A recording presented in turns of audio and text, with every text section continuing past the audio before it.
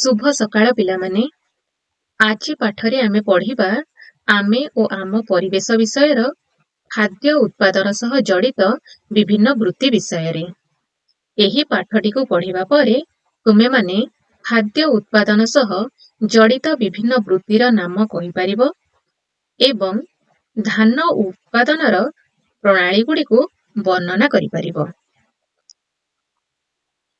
अच्छा पिलामाने तुम अंचल रे लोक माने की काम करंती टिके चिंता कर ओ कुह। हाँ, किछि लोक चाष काम करंती, किछि लोक लुहा काम करंती, तो किछि लोक गोपालन करंती, किछि लोक काठ काम करंती, किछि लोक रास्ता काम मध्य करंती, किछि लोक व्यवसाय करंती,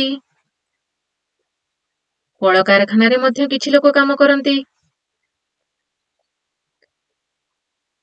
किछि लोक घर काम करंती बा घर तियारी काम करंती ओ आउ किछि लोक परिबा व्यवसाय मध्य करंती। एही परी आम अंचलर विभिन्न लोक विभिन्न काम करंती। एबे तुमे माने कहि परिबो कि एही लोक माने एही काम कोन पई करंती, सेमानकर एही काम करिवार कोन आवश्यकता अछि। हाँ, ठीक भाबुछ। एही काम करी सेमाने किछि अर्थ रोजगार करंती ओ सेमानकर परिवार को चलांती। तेणु आमे कहि परिबा कि जेउ कार्य करी लोक माने अर्थ रोजगार करंती ओ सेमानकर परिवार चलांती सेही कार्य को सेमानकर जीविका बा वृत्ति कुहंती। ताले आजी तुमे माने तुम परिवार रे बा तुम संपर्कीय रे किए केउ वृत्ति करूछंती ताहार गोटे तालिका प्रस्तुत करिवो। तेबे चलो जानिबा कि चाष काम सह आउ केउ केउ जीविका बा वृत्तिर कोन संपर्क रहिछि बा जणे कृषक चाष काम पई अन्य वृत्ति उपरे किपरि भाबे निर्भरशील। अच्छा पिला माने कहिलो चाष कार्य रे कृषक काठ कारीगर उपरे काहेकि निर्भर करूथिबो? चाष कार्य रे काठ कारीगर ठारू कृषक केउ केउ जिनिस आशा करूथिबो?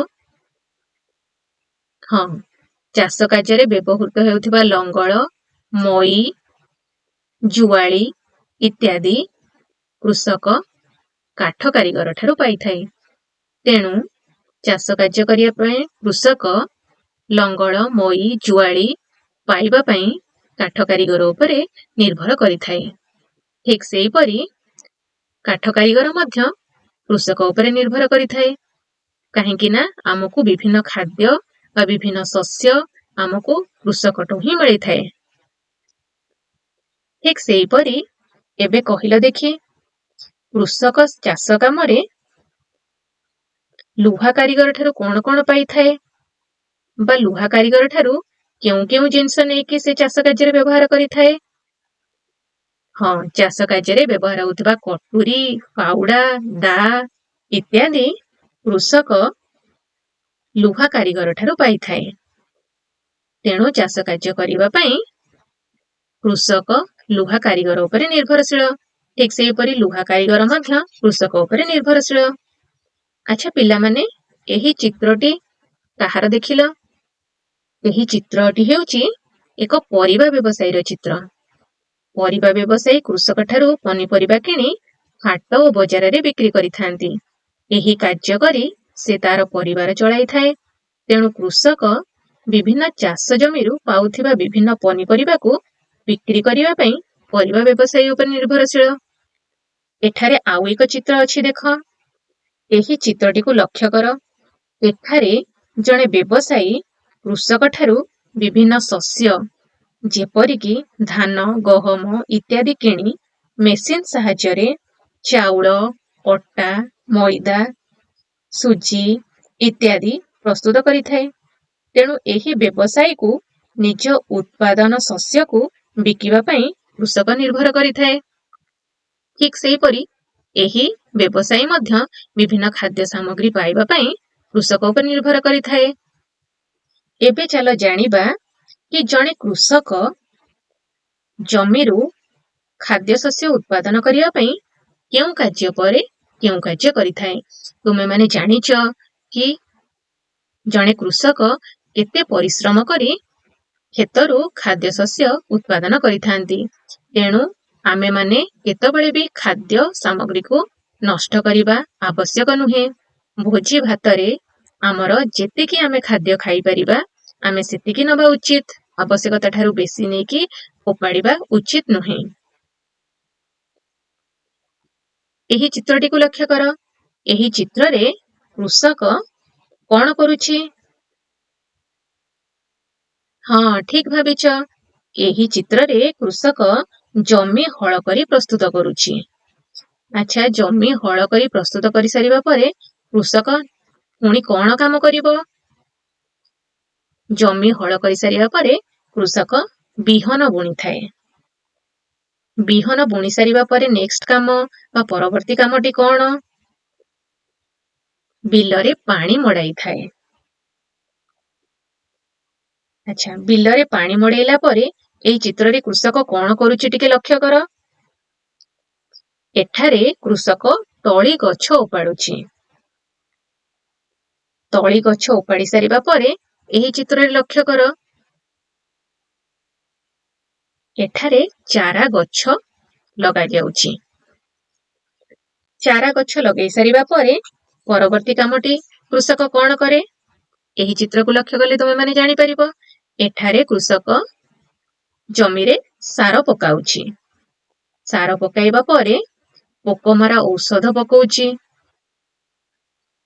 ଏହାପରେ କୃଷକ ଫସଲ କାଟେ। ଫସଲ କାଟିବା ପରେ ପରବର୍ତ୍ତୀ କାମଟି କଣ? ଫସଲ କାଟିବା ପରେ ବେଙ୍ଗଳା କରାଯାଏ। ବେଙ୍ଗଳା କରିବା ପରେ ଶେଷରେ ଫସଲ ଅମଳ କରେ ଓ ଯାହାକୁ ଆମେମାନେ ନେଇକି ବିଭିନ୍ନ ଖାଦ୍ୟ ପଦାର୍ଥ ପ୍ରସ୍ତୁତ କରିଥାଉ। ତ ବର୍ତ୍ତମାନ ଆମେମାନେ ଜାଣିଲେ କିପରି ଆମର କୃଷକ ଜମି ହଳ କରିବାଠୁ ଆରମ୍ଭ କରି ଫସଲ ଅମଳ କରିଥାଏ। ଆଜି ତୁମେମାନେ ତୁମ ଗାଁରେ କୃଷକ ଭାଇ ଜମି ହଳ କରୁଥିବା ସମୟରେ ଯାଇକିରି ଦେଖିବ ଓ କୃଷକ ଭାଇଙ୍କୁ ପଚାରି ବୁଝିବ କି ସିଏ ଜମି ହଳ କରିସାରିବା ପରେ କଣ କଣ କାର୍ଯ୍ୟ କରନ୍ତି ଓ କିପରି ଶସ୍ୟ ଉତ୍ପାଦନ କରନ୍ତି।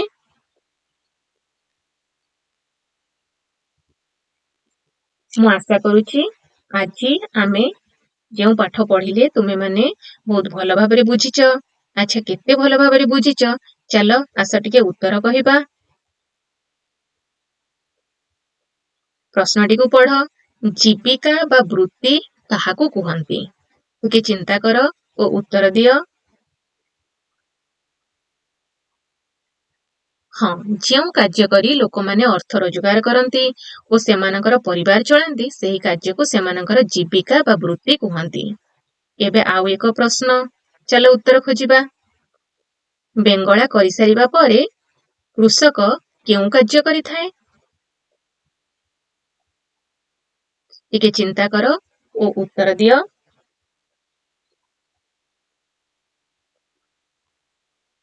ବେଙ୍ଗଳା କରିସାରିବା ପରେ ଫସଲ ଅମଳ କରାଯାଏ। ଏବେ ଆଉ ଏକ ପ୍ରଶ୍ନର ଉତ୍ତର ଜାଣିବା। କାରିଗର ମାନେ କୃଷକ ଉପରେ କାହିଁକି ନିର୍ଭର କରନ୍ତି? ମୁଁ ତୁମମାନଙ୍କୁ ବୁଝେଇ ସାରିଛି। ଏହି ପ୍ରଶ୍ନର ଉତ୍ତର ଟିକେ ଚିନ୍ତା କର ଓ ଉତ୍ତର ଦିଅ।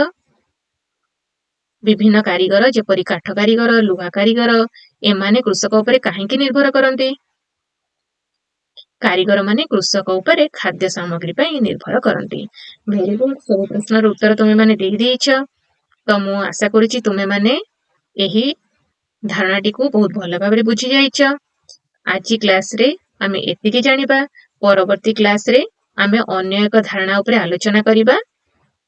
Thank you.